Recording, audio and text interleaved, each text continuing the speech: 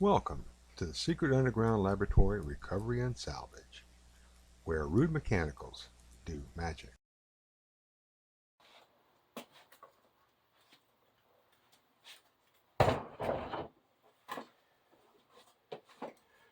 Tolstoy said, every good chair is alike, but every broken chair is broken in its own unique way.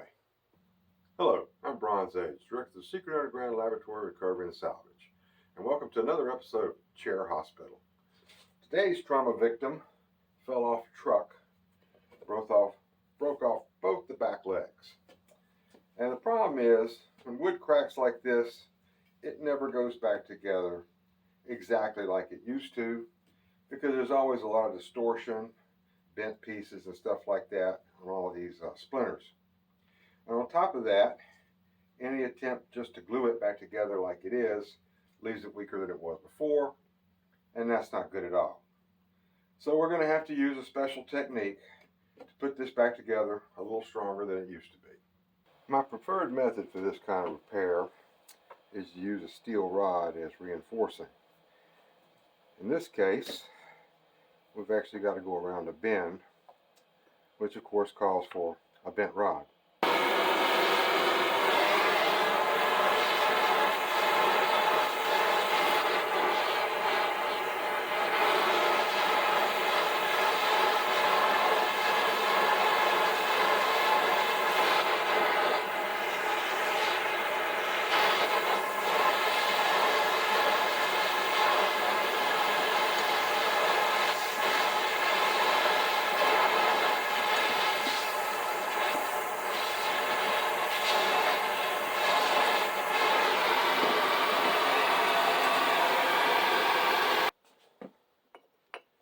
Now with that out of the way, the next problem is figuring out how to drill a hole in this.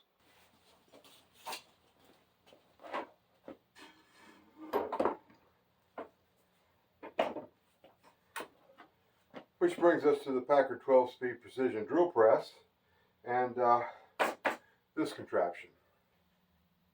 Now the reason for all of this is to keep everything as rigid as possible, which when you're dealing with something as flimsy as a chair, not really possible. The main problem is Forstner bits have this little spike in the middle of them, which holds them in place until the teeth dig in. And I really don't have a place for that spike to grab, which means that this bit is going to deflect a good bit, or at least try to. So I'm going to be cutting with a brand new sharp bit, going slow, and try to get a hole down the center of this back piece, at least enough so that if I have to drill the hole deeper with a hand drill, I'll have some sort of a guide. So we are going into oak, 1/2 inch drill bit, 500 RPM.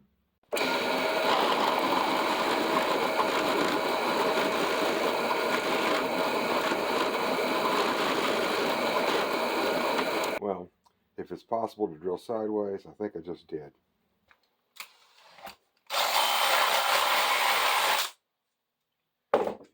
Now back at the BF bench, I use a regular spade bit to deepen that hole. And that's how my little steel rod splint is going to fit in here. The next challenge is getting the hole in this piece. And to do that, I've made a steel pin here with a kind of a dull point on the tip of it. Put a little red paint on it. Drop it down in the hole. Being careful not to get the paint on anything else. Get this on here. Tap it down.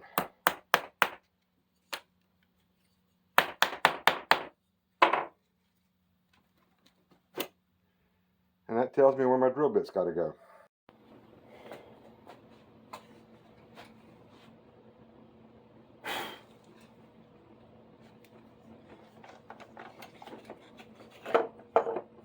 For the final fit, I have shaved down the tips of all these sharp splinters, because that's usually where your misfit comes from, the wood being distorted by being ripped apart.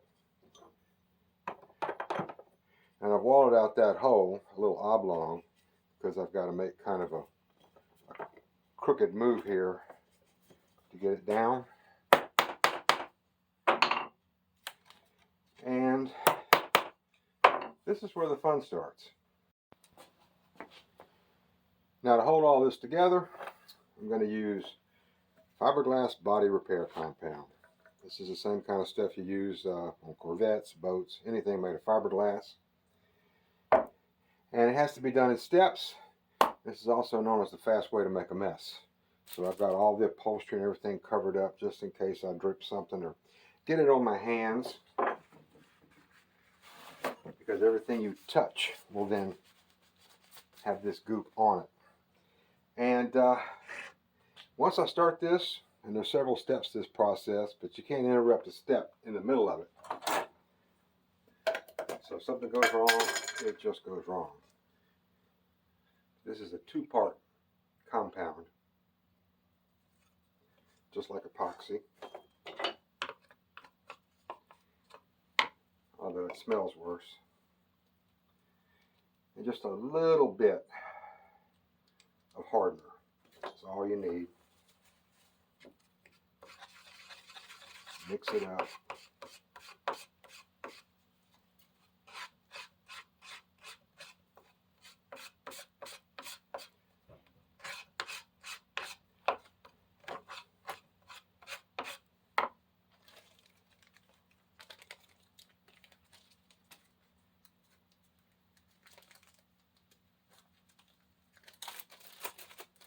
And I'm going to put it in this plastic bag.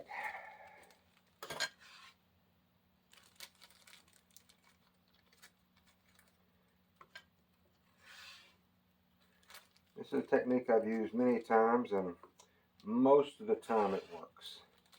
Because there are a few things more frustrating than trying to get something sticky to the bottom of a hole.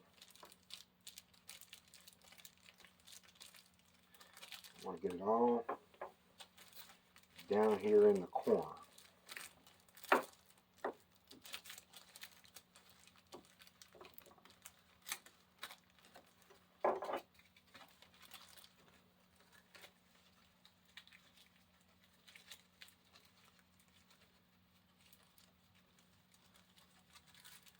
Try to roll this up.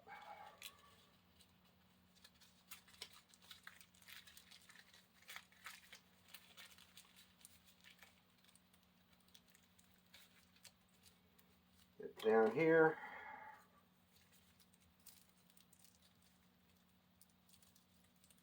Snip off the tip.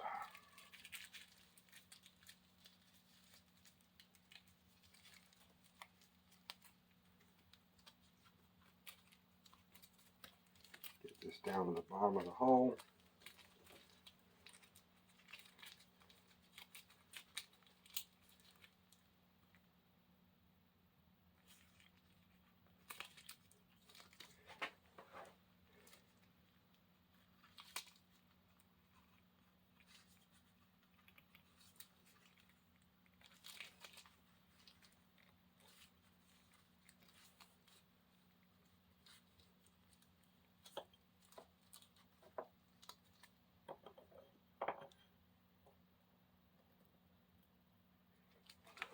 And now I've got a little bit of fiberglass repair down in there. I'll put this back on to make sure that when it sets up, it will all still line up.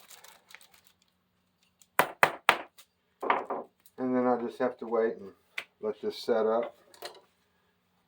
Repeat the process on this side with a little extra because it's got to fill in all those gaps. And move on to the other side and repeat this process.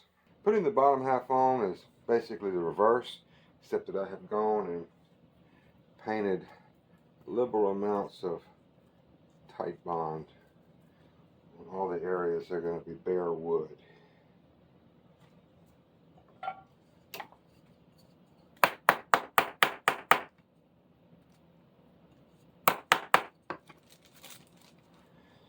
Alright, that is fairly anticlimactic to a very stressful process. I have to do it again on the other corner, and after that everything else is cosmetic. I filled all the cracks with DAP plastic wood, and all the claims they make on the label are for the most part true. That's not really my big problem right now.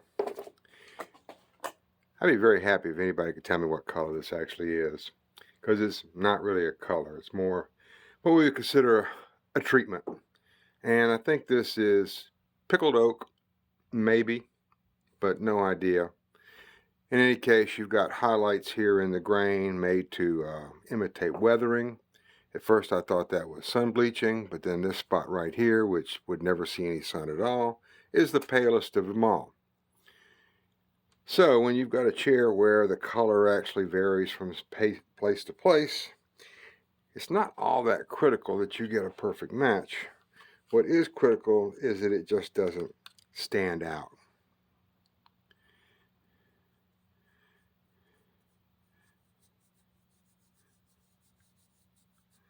And what I do is get enough to cover up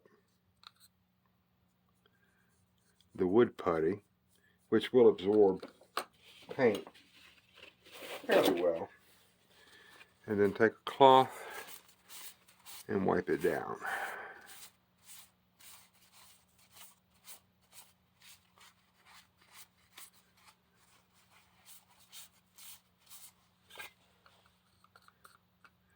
Now this could be a little darker after it dries, which generally it will dry a little later than it goes on. I could come back and put another thin coat of some slightly darker, slightly greener, slightly something color. Again, you could drive yourself crazy trying to get a perfect match on something that was basically intended to look imperfect when it was brand new.